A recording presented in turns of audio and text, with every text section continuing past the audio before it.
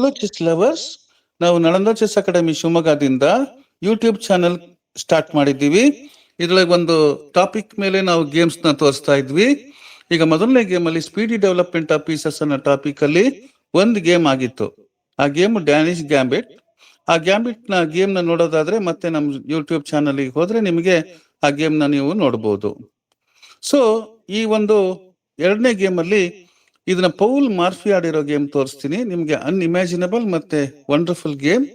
ಆ ಗೇಮ್ ನ ಎಷ್ಟೋ ಜನ ಚೆಸ್ ನ ಪ್ರೊಫೆಷನ್ ಆಗಿ ಹೇಗ್ ತಗೊಂಡ್ರಿ, ನಿಮ್ಗೆ ಏನ್ ಮೋಟಿವೇಶನ್ ಆಯ್ತು ಅಂತ ಕೇಳಿದಾಗ ನಾವು ಪೌಲ್ ಮಾರ್ಫಿ ವರ್ಸಸ್ ಕನ್ಸಲ್ಟೆಂಟ್ಸ್ 1858 ಅಲ್ಲಿ ಪ್ಯಾರಿಸ್ ಅಲ್ಲಿ ಆಡಿರೋ ಗೇಮ್ ನೋಡಿದಾಗ ನಂಗೆ ಚೆಸ್ ಆಟ ಇಷ್ಟ ಆಯ್ತು. ಅಲ್ಲಿಂದ ಮುಂದೆ ಚೆಸ್ ಕಲಿಯಕ್ ಶುರು ಮಾಡಿ ನಾನು ಚೆಸ್ ಪ್ಲೇಯರ್ ಆದೆ ಅಂತ ಎಷ್ಟೋ ಜನ ಅವ್ರ ಇಂಟರ್ವ್ಯೂಗಳಲ್ಲಿ ಹೇಳಿದ್ದಾರೆ.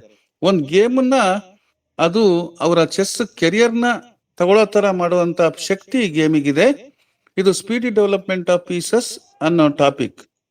ಇದ್ರೊಳಗಡೆ ಇದನ್ನ ಆಡಿರೋದು ಪೌಲ್ ಮಾರ್ಫಿ ಮತ್ತೆ ಕನ್ಸಲ್ಟೆಂಟ್ಸ್ ಮೇಲೆ 1858 ಪ್ಯಾರಿಸ್.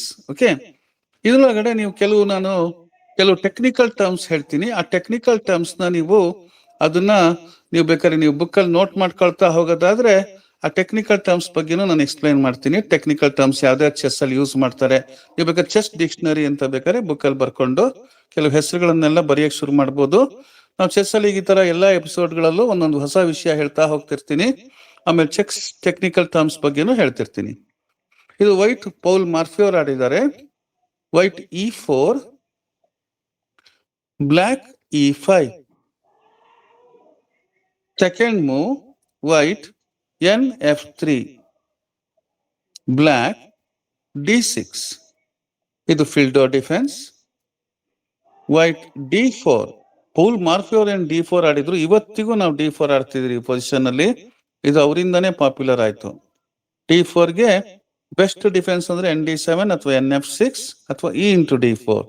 ಆದ್ರೆ ಇಲ್ಲಿ ಬ್ಲಾಕ್ ಅಲ್ಲಿ ಕನ್ಸಲ್ಟೆಂಟ್ಸ್ ಬಿಷಪ್ G4 ಆಡಿದ್ದಾರೆ. ಇದು ಸೌಂಡ್ ಮೂವ್ ಅಲ್ಲ. ಇದನ್ನ ನಾವು ಒಂದ್ ಸಣ್ಣ ಸ್ಮಾಲ್ ಥಿಯರಿಟಿಕಲ್ ಮಿಸ್ಟೇಕ್ ಅಂತ ಹೇಳ್ಬೋದು. ಬಿಷಪ್ G4 ಗೆ ಮಾರ್ಫಿ ಅವರು D*E5 ಇದನ್ನ ಪನಿಷ್ ಮಾಡಿದ್ದಾರೆ. D*E5. ಅದಕ್ಕೆ ಬ್ಲಾಕ್ ಅವರು ಈಗ D*E5 ಹೊಡೆದ್ರೆ ಅದು ಅವರಿಗೆ ಲೂಸಿಂಗ್ ಬರುತ್ತೆ. ಅದಕ್ಕೆ ಅವರು ಬಿಷಪ್ F3 ಹೊಡೆದಿದ್ದಾರೆ. ಅವಾಗ ಕ್ವೀನ್ F3. ಈಗ ಮೊದಲನೇ ಟೆಕ್ನಿಕಲ್ ಟರ್ಮ್ ಬಗ್ಗೆ ಹೇಳ್ತೀನಿ. ಆ ಬಿಷಪ್ ಏನಿದೆ C8 ಇಂದ G4 ಟ್ರಾವೆಲ್ ಮಾಡಿ F3 ನೈಟ್ ನ ಕ್ಯಾಪ್ಚರ್ ಮಾಡಿ ಬೋರ್ಡ್ ಇಂದ ಹೊರಗೋಯ್ತು. ಅದೇನೆ G1 ಅಲ್ಲಿರೋ ನೈಟ್ ಒಂದೇ ಸತಿ F3 ಜಂಪ್ ಆಗಿ ಕ್ಯಾಪ್ಚರ್ ಆದ್ಮೇಲೆ ಬೋರ್ಡ್ ಇಂದ ಹೊರಗೋಯ್ತು. ಬ್ಲಾಕಿಗೆ ಆ ಬಿಷಪ್ ಹೊರಗೋಗ್ಲಿಕ್ಕೆ 2 ಮೂವ್ ವೇಸ್ಟ್ ಆಗಿದೆ. ವೈಟ್ದು ಒಂದೇ ಮೂವ್ ಅಲ್ಲಿ ನೈಟ್ ಹೊರಗಡೆ ಹೋಗಿರೋದ್ರಿಂದ ಒಂದು ಮೂವ್ ವೈಟ್ ಗೇನ್ ಆಗಿದೆ. ಅದಕ್ಕೆ ಟೆಂಪೋ ಅಂತ. ನೀವೆಲ್ಲ ದೊಡ್ಡ ದೊಡ್ಡ ಪ್ಲೇಯರ್ ಗಳು ಮಾತಾಡೋದು ಕೇಳ್ಬೋದು. ಆಟ ಆಡ್ತಾ ಹೊರಗಡೆ ಹಾಲಿಂದ ಅವ್ರು ಆಟ ಹೊರಗೆ ಬರ್ತಾ ಒಂದು ಟೆಂಪೋ ಲಾಸ್ ಆಯ್ತು, ಟೆಂಪೋ ಗೇನ್ ಆಯ್ತು ಅಂತೆಲ್ಲ ಮಾತಾಡ್ತಿರ್ತಾರೆ. ಟೆಂಪೋ ಅಂದ್ರೆ ಇದೇನೆ, ಒಂದ್ ಮೂವ್ ನಮ್ದು ಗೇನ್ ಆಗಿದೆ ಅಂತ. ಮಾರ್ಫಿ ಅವ್ರದ್ದು ಒಂದ್ ಮೂವ್ ಗೇನ್ ಆಗಿದೆ. ಈಗ block D*E5, white bishop C4. ನಿಮ್ಗೆಲ್ಲ ಗೊತ್ತಿದೆ ಇದು.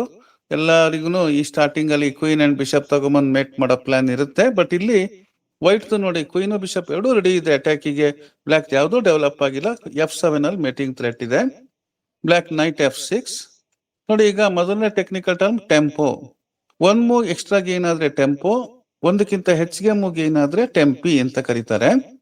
ಈಗ ಬ್ಲಾಕ್ NF6 ಗೆ QB3 ನೋಡಿ. ಎರಡನೇ ಟೆಕ್ನಿಕಲ್ ಟರ್ಮ್ ಇದು ಡಬಲ್ ಅಟ್ಯಾಕ್ ನೋಡಿ. ಈಗ ಬಿಷಪ್ ಇಂದ F7 ಪಾನ್ ಹೊಡೆಯೋದು ಒಂದು ಥ್ರೆಟ್ ಇದೆ. ಕ್ವೀನ್ B7 ಪಾನ್ ಹೊಡೆದು A8 ಹೊಡೆಯುವಂತ ಥ್ರೆಟ್ ಒಂದು ಕೂಡ ಇದೆ. ಸೊ ಬಿಷಪ್ F7 ಚೆಕ್ ಏನಿದೆ ಅದು mating threat. Actually bishop F7 check ಕೊಡೋದು. ಕಿಂಗ್ E7 ಬಂದಾಗ ಕ್ವೀನ್ E6 ಮೇಟ್ ಆಗ್ತಿದೆ. ಬ್ಲಾಕ್ ಏನ್ ಕ್ಯಾಲ್ಕುಲೇಟ್ ಮಾಡಿದ್ರು, ಕ್ವೀನ್ B7 ಹೊಡೆದು A8 ಹೋಗೋ ತರ ಇರೋದ್ರಿಂದ ಅಟ್ಲೀಸ್ಟ್ ಕ್ವೀನ್ ಎಕ್ಸ್ಚೇಂಜ್ ಮಾಡಿ ಎಂಡ್ ಗೇಮಿಗೆ ಹೋಗೋಣ, 1 ಪಾನ್ ಡೌನ್ ಆದ್ರೂ ಪರವಾಗಿಲ್ಲ ಅಂತ ಕ್ವೀನ್ E7 ಆಡಿದ್ದಾರೆ. ಈ ಗೇಮ್ ಅಲ್ಲಿ F7 ಪಾನ್ ಗಾರ್ಡ್ ಮಾಡಿದ್ದಾರೆ ಚೆಕ್ ಮೇಟ್ ಆಗೋ ಪಾಯಿಂಟ್ ನ. ನಾವೇನಾದ್ರೂ ಕ್ವೀನ್ B7 ಹೊಡೆದ್ರೆ ಕ್ವೀನ್ B4 ಚೆಕ್ ಕೊಟ್ಟು ಕ್ವೀನ್ ಎಕ್ಸ್ಚೇಂಜ್ ಮಾಡೋ ಪ್ಲಾನ್ ಇದೆ ಅವರಿಗೆ. ಸೊ ಮಾರ್ಫಿಗೆ ಆತರ ಇಲ್ಲ. ಇವ್ರಿಗೆ ಚೆಕ್ ಮೇಟ್ ಮಾಡೋದ್ರಲ್ಲೇ ಇಂಟ್ರೆಸ್ಟ್ ಇರೋದು. ಪಾನ್ ಗೀನ್ಗೆಲ್ಲ ತಗೊಂಡು ಎಂಡ್ ಗೇಮಿಗೆ ತನಕ ಎಲ್ಲ ಹೋಗುವಂತ ಆತರ ಒಂದು ಕ್ಯಾರೆಕ್ಟರ್ ಅಲ್ಲ ಅವರು. ಸೊ ಅವ್ರೀಗ NC3. ನಾನೀಗ ಹೇಳ್ದೆ ಈ ಟಾಪಿಕ್ ಏನಂದ್ರೆ speedy development of pieces. Morphy ಅವ್ರ ಸ್ಟೈಲ್ ನ ನೀವು ನೋಡಿ, ಎಲ್ಲಾ ಪೀಸಸ್ ನ ಒಂದಾದ್ಮೇಲೆ ತೆಗಿತಾನೆ ಇರ್ತಾರೆ. ಆ ಒಂದು ಡೆವಲಪ್ಮೆಂಟಲ್ ಸ್ಪೀಡ್, ನಾ ಹೇಳಿದ್ನಲ್ಲ, ಒಂದು ಕಥೆನೂ ಇದೆ, ಯಾವ್ದೋ ಒಂದು ಒಬ್ಬ ತಿಮ್ಮ ಅನ್ನೋ ಕ್ಯಾರೆಕ್ಟರ್ ಪಕ್ಕದ ಮನೆ ಒಂದು ತುಂಬಾ ಶ್ರೀಮಂತ ಆದ್ನಂತೆ. ಅವನು ಹೆಂಗ್ ಅತಿ ಕಮ್ಮಿ ಟೈಮಲ್ಲಿ ಹೆಚ್ಚು ಶ್ರೀಮಂತ ಆದ ಅಂತ ಇವನ್ ಕೇಳಕ್ ಹೋದ್ನಂತೆ. ಅತಿ ಕಮ್ಮಿ ಟೈಮಲ್ಲಿ ಹೆಂಗ ಸರ್ ನೀವು ಇಷ್ಟು ದೊಡ್ಡ ಶ್ರೀಮಂತರಾದಿ ಅಂದಾಗ ಅವ್ರು ಹೇಳಿದ್ರಂತೆ, ನಾನು ಅದನ್ನೇನಾದ್ರು ಹೇಳ್ತಾ ಕೂತ್ರೆ ಆ ಕಥೆನೆಲ್ಲ ನನಗ್ ತುಂಬಾ ಟೈಮ್ ವೇಸ್ಟು, ಅದನ್ನ ಕೇಳ್ತಾ ಕೂತ್ರೆ ನಿಮ್ಗೂ ತುಂಬಾ ಟೈಮ್ ವೇಸ್ಟು ಅಂದ್ರಂತೆ. ಅವಾಗ ತಕ್ಷಣ ತಿಮ್ಮ ಅನ್ನಂತೆ, ಗೊತ್ತಾಯ್ತು ಬಿಡಿ ಸರ್ ನೀವು ಹೆಂಗ್ ಶ್ರೀಮಂತರಾದ್ರಿ ಅಂತ ಮನೆಗೆ ಹೋದ್ನಂತೆ. ಅಂದ್ರೆ ಟೈಮ್ ವೇಸ್ಟೇ ಮಾಡಿಲ್ಲ ಅವರು. ನೋಡಿ, ಚೆಸ್ಸಲ್ಲೂ ಹಂಗೇನೆ, ಪ್ರತಿ ಮೂನು ಇಂಪಾರ್ಟೆಂಟ್, ಒಂದ್ ಮೂನು ವೇಸ್ಟ್ ಮಾಡಬಾರ್ದು. ಸೊ N3 ಇವಾಗ ಯೋಚನೆ ಮಾಡಿದ್ನಂತೆ, ಬ್ಲಾಕ್ ಅವನು B7 ಪಾನಿಗೆ ಕೊಡಬಾರ್ದು ಅಂದ್ಬಿಟ್ಟು ಪಾನ್ C6 ಹಾಕ್ದ. ಅವಾಗ ಕ್ವೀನ್ ಇಂದ B7 ಪಾನಿಗೆ ಸಪೋರ್ಟ್ ತಗೊಂಡ. ಈಗ ಮಾರ್ಫಿ ನೋಡಿ BG5. ನಾನು ಹೇಳಿದೆ 2 ಟೆಕ್ನಿಕಲ್ ಟರ್ಮ್ ಆಗಿದೆ, ಟೆಂಪೋ ಮತ್ತೊಂದು ಡಬಲ್ ಅಟ್ಯಾಕ್. ಈ ಮೂರನೇದು ಟೆಕ್ನಿಕಲ್ ಟರ್ಮ್ ಪಿನ್ ಅಂತ. ನೋಡಿ, ಬಿಷಪ್ G5 ಇಂದ F6 ನೈಟ್ ಪಿನ್ ಆಗಿದೆ, ಎತ್ತಿದ್ರೆ ಕ್ವೀನ್ ಹೋಗ್ತಾ ಇದೆ. ಇದಕ್ಕೆ ನಾವು ರಿಲೇಟಿವ್ ಪಿನ್ ಅಂತ ಕರಿತೀವಿ. ಪಿನ್ ಅಲ್ಲಿ 2 ವಿಧಾನ ಇದೆ. ಇದು relative pin. Bishop G5 F6 knight ಎತ್ತಿರ್ ಕ್ವೀನ್ ಹೋಗೋ ತರ ಇದೆ, ಇದು ರಿಲೇಟಿವ್ ಪಿನ್. ಬ್ಲಾಕ್ ಡೆಸ್ಪರೇಟ್ ಆಗ್ಬಿಟ್ಟ. ನೋಡಿ, ಎಲ್ಲ ಸ್ಟ್ರಕ್ ಆಗಿದೆ, ವೈಟ್ ಎಲ್ಲ ಡೆವಲಪ್ ಆಗಿದೆ. ಬ್ಲಾಕ್ F8 ಬಿಷಪ್ ಸ್ಟ್ರಕ್ ಆಗಿದೆ, H8 rook ಸತ್ತೋಗಿದೆ, B8 night let ಆಗಿದೆ, A8 ರೂಕ್ ಸತ್ತೋಗಿದೆ, ಎಲ್ಲ ಡೆಡ್. ಟೆನ್ಷನ್ ಆಗಿ ಡೆಸ್ಪರೇಷನ್ ಅಲ್ಲಿ ಬ್ಲಾಕ್ B7 ಪಾನ್ ನ B5 ಆಡಿದ್ದಾರೆ. ಅಟ್ ಲೀಸ್ಟ್ ಫ್ರೀ ಮಾಡೋಣ, ಬಿಷಪ್ ಓಡಿಸೋಣ, ಆ C4 ಅಲ್ಲಿ ಇರೋ ಬಿಷಪೇ ವಿಲನ್ ಅಂತ B5 ದಬ್ಬಿದ್ದಾರೆ. ಈಗ ನೋಡಿ, ಇವ್ರು ಬ್ರಿಲಿಯಂಟ್ ನೈಟ್ ಸ್ಯಾಕ್ರಿಫೈಸ್. ಸ್ಯಾಕ್ರಿಫೈಸ್ ಅನ್ನೋದು 3ನೇ 4ನೇ ಪದ.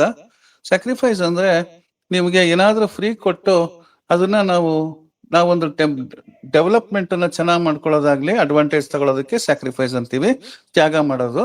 Night into B5. ಈಗ ನೈಟ್ ಅನ್ನ ತ್ಯಾಗ ಮಾಡಿದೀವಿ. ನೈಟ್ ಇಂಟು B5ಗೆ black C into B5, white bishop into B5 check. ನೋಡಿ, ಇವಾಗ ಬಿಷಪ್ ಇಂಟು B5 ಚೆಕ್ಕಿಗೆ ಬ್ಲಾಕ್ NB-D7. ನೋಡಿ, 2ನೇ ತರ ಪಿನ್ ಇದು. D7 ನೈಟ್ ಪಿನ್ ಆಗಿದೆ, ಇದು ಅಬ್ಸಲ್ಯೂಟ್ ಪಿನ್. ನೋಡಿ, ಈಗ ಬಿಷಪ್ G5 ಇಂದ F6 ನೈಟ್ ರಿಲೇಟಿವ್ ಪಿನ್ ಆಗಿದೆ. B5 ಬಿಷಪ್ ಇಂದ D7 ನೈಟ್ ಅಬ್ಸಲ್ಯೂಟ್ ಪಿನ್ ಆಗಿದೆ. ಇದು ಅಬ್ಸಲ್ಯೂಟ್ ಪಿನ್ ತುಂಬಾ ಪವರ್ಫುಲ್, ಯಾಕಂದ್ರೆ ಮೂವ್ ಮಾಡಿ ಚೆಕ್ ಬರೋ ತರ ಇರುತ್ತೆ.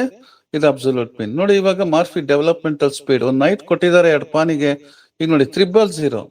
ನೋಡಿ, ರುಕ್ಕು ಕೂಡ 5 ಬಂತು. D7 ನೈಟ್ ನ ಹೆವಿ ಪ್ರೆಷರ್ ಹಾಕಿದ್ದಾರೆ D7 ನೈಟ್ ಮೇಲೆ. ಈಗ B5 ಬಿಷಪ್ ಇಂದನೂ ಅಟ್ಯಾಕ್ ಇದೆ, D1 ರುಕ್ ಇಂದನೂ ಅಟ್ಯಾಕ್ ಇದೆ. ಆದ್ರೆ ಪ್ರಾಬ್ಲಮ್ ಏನ್ ಗೊತ್ತಾ, ಈಗ ಸಪೋರ್ಟ್ ತರಲೇಬೇಕು. ರುಕ್ D8. F6 ನೈಟ್ ನ ಕನ್ಸಿಡರ್ ಮಾಡಕ್ ಆಗಲ್ಲ ಸಪೋರ್ಟ್ ಅಂತ, ಯಾಕಂದ್ರೆ ಪಿನ್ ಆಗಿರೋದ್ರಿಂದ D7 ನೈಟಿಗೆ ಸಪೋರ್ಟ್ ಅಂತ ಕನ್ಸಿಡರ್ ಮಾಡಕ್ ಆಗಲ್ಲ. ಬ್ಲಾಕ್ ರುಕ್ D8 ಅಂತ ಬಂದ. ನೋಡಿ, ಇವಾಗ ಇನ್ನೊಂದು ಶಾರ್ಟ್ ಹೊಡಿತಾರೆ ಸ್ಯಾಕ್ರಿಫೈಸ್, ರುಕ್ ಇಂಟು D7. ನಿಮ್ಗೆ ಗೊತ್ತಿರ್ಬೋದು, ನಾವು ನೈಟಿಗೆ ರುಕ್ ಕೊಡೋದು ಅಂದ್ರೆ 2 ಪಾಯಿಂಟ್ಸ್ ಲಾಸ್ ಅದು, ಯಾಕಂದ್ರೆ ರುಕ್ಕಿಗೆ 5 ಪಾಯಿಂಟ್ಸ್, ನೈಟಿಗೆ 3 ಪಾಯಿಂಟ್ಸ್. ರುಕ್ ಇಂಟು D7 ಹೊಡೆದಿದ್ದಾರೆ, ಬ್ಲಾಕ್ ಕೂಡ ರುಕ್ ಇಂಟು D7. ನೋಡಿ, ಮತ್ತೊಂದು ರುಕ್ D1. ನಮ್ಗೆ ಈ ತರದೆಲ್ಲ ಡ್ರೀಮ್ ಇದು. This is our dream. ನಾವೇನಾದ್ರು ಗೇಮ್ ಆಡ್ತಿದೀವಿ ಅಂದ್ರೆ ಈ ತರ ಒಂದಾದ್ಮೇಲೆ ಪೀಸಸ್ ಕೈಗೆ ಸಿಗ್ತಾ ಇರ್ಬೇಕು. ಸ್ಯಾಕ್ರಿಫೈಸ್ ಹೊಡೆದ್ರೆ ಇನ್ನೊಂದು ಪೀಸ್ ರೆಡಿ ಇರ್ಬೇಕು ನಮ್ ಕೈಯಲ್ಲಿ. ಇದೆಲ್ಲ ಡ್ರೀಮು. ಮಾರ್ಫಿಯರ್ ಅಂತ ಗ್ರೇಟ್ ಲೆಜೆಂಡ್ಸಿಗೆ ಮಾತ್ರ ಇದೆಲ್ಲ ಸಾಧ್ಯ. ನಾವು ಪ್ರಯತ್ನ ಮಾಡ್ಬೋದು ಈ ತರದ್ದೆಲ್ಲ ಗೇಮ್ಗಳು ನೋಡಿದಾಗ. ನೀವು ಕೂಡ ಸಬ್ಸ್ಕ್ರೈಬರ್ಸ್ ಆಗ್ಲಿ, ಇವನ್ನೆಲ್ಲ ಏನು ಯೂಟ್ಯೂಬ್ ಚಾನಲ್ಸ್ ನೀವು ಇಲ್ಲಿ ಬಂದಿದ್ರೆ ನಮ್ ಸಬ್ಸ್ಕ್ರೈಬರ್ ಆಗಿ, ನಮ್ ಸಬ್ಸ್ಕ್ರೈಬರ್ಸ್ ನಮ್ ವ್ಯೂವರ್ಸ್ ಏನಿದ್ದೀರಾ, ಇದು ನೋಡಿ ನೀವು ನಿಮ್ ಗೇಮ್ಗಳಲ್ಲಿ ಪ್ರಯೋಗ ಮಾಡಿ ಕಾಮೆಂಟ್ ಹಾಕಿ. ನಮ್ಗೆ ಅಷ್ಟು ಖುಷಿ ಆಗುತ್ತೆ. ಈ ಗೇಮ್ ನೋಡಿ ನಮಗೂ ಮೋಟಿವೇಶನ್ ಆಯ್ತು, ನಾವು ಈ ತರ ಸ್ಯಾಕ್ರಿಫೈಸ್ ಹೊಡೆದ್ವಿ ಅಂತ ಯಾರು ಇದ್ರು ನಮ್ ಕಾಮೆಂಟ್ ಹಾಕಿ. ಸೊ ರುಕ್ ಇಂಟು D7, ಅದಕ್ಕೆ ರುಕ್ ಇಂಟು D7 ರುಕ್ D1, ಇನ್ನೊಂದು ರುಕ್ ತಂದ್ರು. ಇವಾಗ ನೋಡಿ D7 ರುಕ್ ಅನ್ಸಪೋರ್ಟೆಡ್, F6 ನೈಟು ಅನ್ಸಪೋರ್ಟ್ ಪಿನ್ ಅಲ್ಲ, ಪಿನ್ ಆಗಿರೋದ್ರಿಂದ ಅದು ಸಪೋರ್ಟ್ ನ ಕನ್ಸಿಡರ್ ಮಾಡಕ್ ಆಗಲ್ಲ. ಸೊ ಕ್ವೀನ್ E6 ಆ ಪಿನ್ ತಪ್ಪಿಸ್ಕೊಂಡ್ರು. ಸದ್ಯ D7 ರುಕ್ಕಿಗೆ F6 ನೈಟ್ ಇಂದ ಸಪೋರ್ಟ್ ಬಂತು ಅಂತ. ಇವಾಗ ನೋಡಿ ಬ್ರಿಲಿಯಂಟ್ ಫಿನಿಶಿಂಗ್ ಮಾಡಿದ್ದಾರೆ. Bishop into D7 check, black knight into D7. ಬೇಕಾದ್ರೆ ನೀವು ಈ ವಿಡಿಯೋನ ನೀವು ಪಾಸ್ ಮಾಡಿ, ಈಗ ಮೇಟ್ ಇನ್ 2 ಮೂವ್ಸ್ ಇದೆ, ಇದನ್ನ ಚೆಕ್ ಮಾಡಿ. 1 2 3 4. ಐ ಥಿಂಕ್ ನೀವು ಮ್ಯೂಟ್ ಮಾಡಿದ್ರೆ ನಿಮ್ಗೆ ಮೇಟ್ ಸಿಕ್ಕಿರ್ಬೋದು. ಬ್ರಿಲಿಯಂಟ್ ಸ್ಯಾಕ್ರಿಫೈಸ್ ಹೊಡೆದ ಮಾರ್ಫಿ 1858 ಅಲ್ಲಿ. Queen B8 check. ನೋಡಿ, ಕ್ವೀನ್ ಸ್ಯಾಕ್ರಿಫೈಸ್, ಅನ್ಬಿಲಿವಬಲ್ ಸ್ಯಾಕ್ರಿಫೈಸ್ ಇದು. Knight into B8. ನೋಡಿ, last move rook D8 checkmate. ನೋಡಿ, ಇದು ಅನ್ಇಮ್ಯಾಜಿನಬಲ್. ಇರೋದೇ ರುಕ್ಕು ಬಿಷಪ್ ಮಾತ್ರ ಮಾರ್ಫಿ ಹತ್ರ, ಎಲ್ಲದೂ ಹೋಗಿದೆ. ಆದ್ರೆ ಅವೆರಡರಲ್ಲೇ ಚೆಕ್ ಮೇಟ್ ಮಾಡ್ಯಾರೆ. ಇದನ್ನೆಲ್ಲ ನಮ್ ಡ್ರೀಮ್ ಇದು. ಒಟ್ಟಾರೆ ಅಲ್ಟಿಮೇಟ್ ಗೋಲ್ ಇಷ್ಟು, ಚೆಕ್ಮೇಟ್ ದ ಅಪೋನೆಂಟ್ ಕಿಂಗ್ ಅನ್ನೋದು ಗೋಲು. ಇದನ್ನೆಲ್ಲ ನಾವು ಪ್ರಾಕ್ಟೀಸ್ ಮಾಡೋಣ. ನಮ್ದು ಈ ತರದ್ ಯಾವ್ದಾರ ಒಂದು ಒಳ್ಳೆ ಗೇಮ್ ಬರ್ಬೋದು, ಅದು ನಾವು ಯೂಟ್ಯೂಬ್ ಅಲ್ಲಿ ನೀವು ಹಾಕ್ಬೋದು, ಅಥವಾ ನಮ್ಗೂನು ನೀವು ಸಬ್ಸ್ಕ್ರೈಬ್ ಮಾಡಿ ನಮ್ ಕಾಮೆಂಟ್ ಹಾಕಿ ಅಂತ ಹೇಳ್ತಾ ಈ ಗೇಮ್ ಮುಗಿಸ್ತೀನಿ. ನೆಕ್ಸ್ಟ್ ನಾವು ಬೇರೆ ಯಾವ್ದಾರ ಒಳ್ಳೆ ಟಾಪಿಕ್ ತಗೊಂಡ್ ಬರ್ತೀವಿ. ನಮಸ್ಕಾರ.